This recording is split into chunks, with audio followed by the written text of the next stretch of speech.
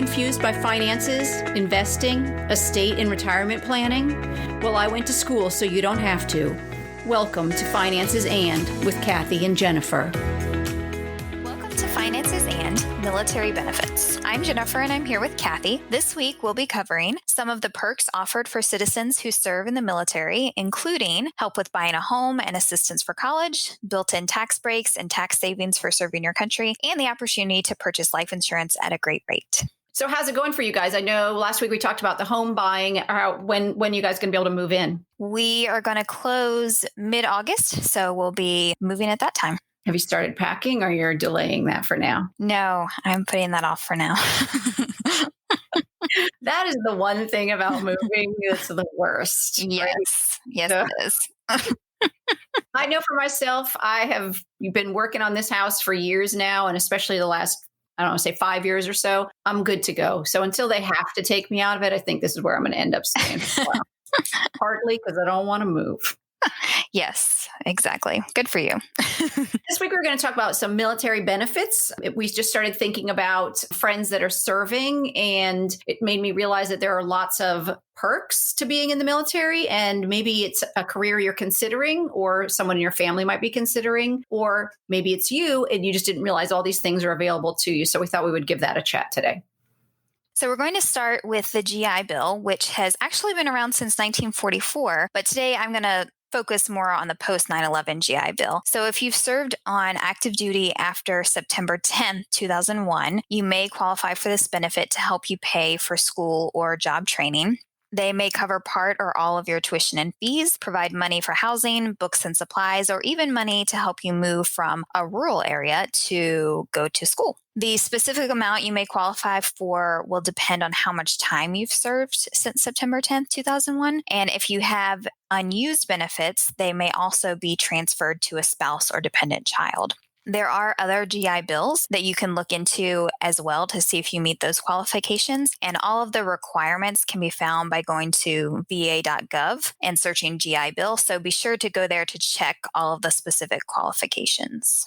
I thought it was pretty cool that it wasn't just college. It included grad school and even certain training programs. So it's not specific to a continuing education in a higher education. I think that's pretty awesome. Yeah, school or job training. Yeah, all great options. Another benefit of the military is their military health system, or MHS. So it started in 1966 in the form that it is right now. It is sort of the military's HMO, which is their health maintenance organization. There's another part to it as well. The health system is available to active duty, retired, and reservists and their families. So they're also included in this, as well as Medal of Honor recipients, which is kind of neato because one of my cousins is a Medal of Honor recipient. So that just made me smile when I read that. Great. Generally, active duty are going to go to their facilities on post, and they're not going to have any kind of a copay, where retirees are going to actually have a premium that they pay annually. And then they might also have some out-of-pocket expenses as well for themselves and their families. These are all generalities, and there's a number of different programs that you could opt into if you chose to. But I'm going to talk about the two big ones, which are TRICARE Prime, which is for active, retired, and reservists. And it's more like an HMO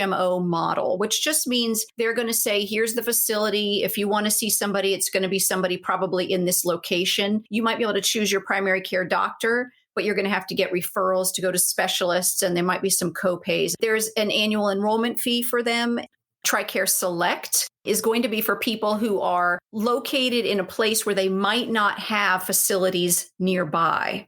They're going to have an annual deductible, and they're going to have co-insurance they have to pay. But that's more like a PPO, which is a preferred provider, where you get to go see whomever it is you would like to go see. There's not just a list of doctors that you are limited to. But generally, again, for military, you're going to be treated on a facility, maybe your post or your base. And if necessary, then they would use regional contractors. The VA Housing Assistance Program can help veterans, service members, and their surviving spouses buy a home or refinance a loan. They can also help you build, improve, or keep your current home. You'll still go through all the parts of the home buying process. And through this program, they guarantee a portion of the loan you get. If it goes into foreclosure, they will help the lender recover some of the money. 90% of the loans are made without a down payment. They still require a good credit score and may require updated home appraisal. There is also a VA-backed program that can help you access cash through the equity in your property. This is called the VA Cash Out Refinance Loan. I'm going to be honest, we took advantage of the VA loan when we bought our first house. We didn't have a lot of cash. And so we were able to say that we're going to use our VA loan. You can't use it for more than one home. In other words, you can't say I'll use it on this house and on a vacation home. But once you have paid off a VA loan, you are eligible, if you're still in the military, to be able to utilize that again on your next house. So it's not something that you have to have a down payment for, which if you've tried to purchase a home and you realize what 20% of your dream house is, that's a lot of money to come up with. So it's a wonderful perk that they have that they don't have to be saving lots of money to take advantage of. Another reason to maybe join the military. The salary perks are unusual. So this was one of the things I found very interesting. When someone in the service is paid, they are paid a base pay, which is typical across all branches of the service. But then they are additionally paid a special pay. So your base pay is going to increase with your rank, but your special pay or your allowances will depend on certain activities that you are involved in. For example, you might get an allowance or special pay for hazardous duty. You might get it for being an aviator. You might get it for your housing or your food benefit. You might get a clothing allowance or a moving allowance. Or if you have to go on an unaccompanied tour of duty without your family, you might receive another allowance to be able to help your family since you're not there with them. The benefit of that is that you are taxed on your base pay, but there is no taxes on these additional allowances. So for example, if I am making a base pay of $75,000, but I'm getting allowances that total up to $25,000, I will be making $100,000 a year, but I'm only being taxed on the $75,000 a year, which is a benefit. But the thing to be aware of is that when you go to leave the military and go into private sector, that might be a culture shock. So if you've been taxed at the 75% rate and you want to get a job where you're going to get $100,000 because that's what you've actually been bringing in, your tax rate is going to go up. So your marginal tax rate, what you're taxed on, is going to be larger. So just something to be aware of, that your tax rate will change with that. In addition to that special pay on top of the base pay, there are also additional perks that come along with serving in the military. One is a food discount at the commissary stores. And then there's also something called PX, stands for Post Exchange, which is a military market and supply store with tax-free shopping. Veterans and active duty military, and sometimes their spouses and dependents, can also get special deals on flights. But in my research, they were kind of difficult to find.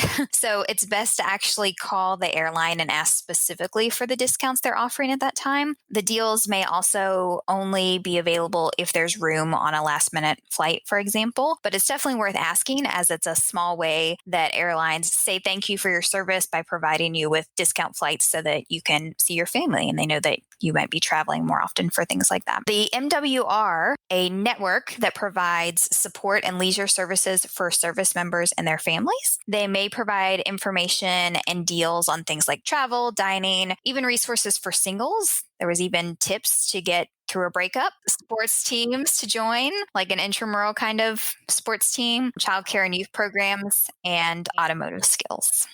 MWR stands for Morale, Welfare, and Recreation. So they're finding a way to offer service members activities to do outside of just their job. For example, we took advantage of the travel portion and went up to the Finger Lakes region and got to go on a wine tasting tour when we were in the Air Force. There were intramurals so that we could join teams to be able to play. Again, just something to do outside and to build relationships with other service members. The auto skills part, they literally had auto bays. We just drive in and we could change our own oil and do some basic car maintenance on our own and sort of learn how to do that.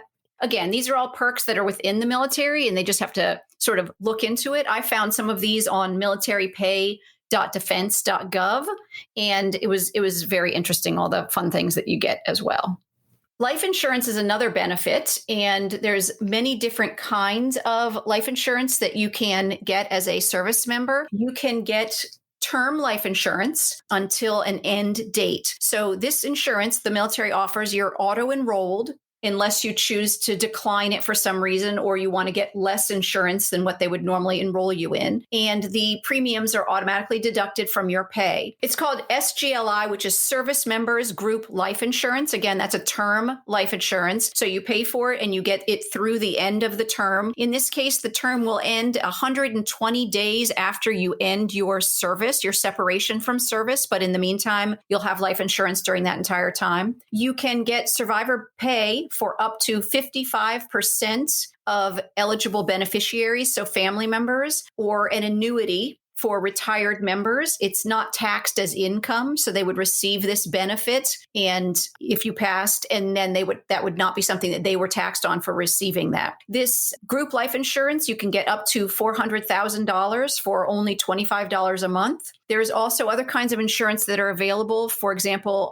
traumatic injury insurance, you can get up to $100,000, and that would be to provide assistance to you or your loved ones if there was a catastrophic injury recovery. It's also available to your family as well. So the group life insurance, you can get $100,000 on a spouse, and that's only $5 a month. And your children are automatically covered for $10,000, and there's no cost to you. Again, the term will last until 120 days after your separation. And then if you're retiring from the military, you can switch it to VGLI, which is a veterans group life insurance, and it literally becomes active on the 121st day after separation. And there are other kinds of options you can purchase it as well, but these are just some of the most basic. There are also free financial counseling services available. These are typically not from certified financial planners, but they do offer services on things like creating a budget, your managing your money, debt reduction. They can coach you through talking to debt collectors, provide free tax support, mortgage support, even give you information on different college savings plans as you're looking into that, review retirement options. And there are also unlimited sessions on this, so you can talk to them as many times as you want for whatever topics you have. There's a website called Military One Source, and it's a great resource for these financial services as well as the MWR services that I mentioned earlier. So, Kathy, didn't you offer a program like this through the USO? I was able to go on to the local post here at Fort Belvoir and offer a class on some basic finances to service members and their family members. It was pretty awesome. There were lots of great questions and it was a fun conversation. Another benefit is the thrift savings plan, which is the retirement plan that the military offers. It is available to federal workers as well. It is a lot like a 401k. You can contribute from 1 to 100% of your basic pay. Again, remember, there's basic pay and there's the allowances, up to $19,000. It will auto enroll you up to 3%. So it's not going to auto enroll you your 100%, but you have the option to do that if you'd like to. And then the government will match up to 5%. So if they're auto enrolling you at 3%, you'll want to bump yours up to 5% as soon as you can so that you're getting a total of 10% savings. People who are deployed in combat zones can continue to put up to $56,000, but 5% will still remain of that base. After you've retired, you have some options for this TSP, again, the thrift savings plan. You can move it into an IRA. You can just leave it in your thrift savings plan. You could roll it into a 401k with a new employer. You could take it all out as a lump sum, or you could transfer it into an annuity. And an annuity is where you're buying an insurance vehicle and they are then paying you back with the money that you originally deposited. So those are all things that you could do once you retire. There's very low fees in this, and that 5% is a great idea to be able to have as a match because you want to, as best you can, be trying to put a total of 10% of your salary away for retirement. If you can get to 15, you will be very happy when you retire, but start with what you have to. One fun thing I looked up, Jen, was that there were over 27,000 millionaires in this TSP plan. So again, being able to save your money and retire with lots of it, it's a good thing. Interesting. All right. So, with regard to state taxes, many states do not charge income tax on active duty or retired military pay. Some states only tax a portion of it. And so, I actually found a list online. You could do a search for one as well of all the states so that you can see the specific tax breaks that your state offers for military members, retirees, and survivors.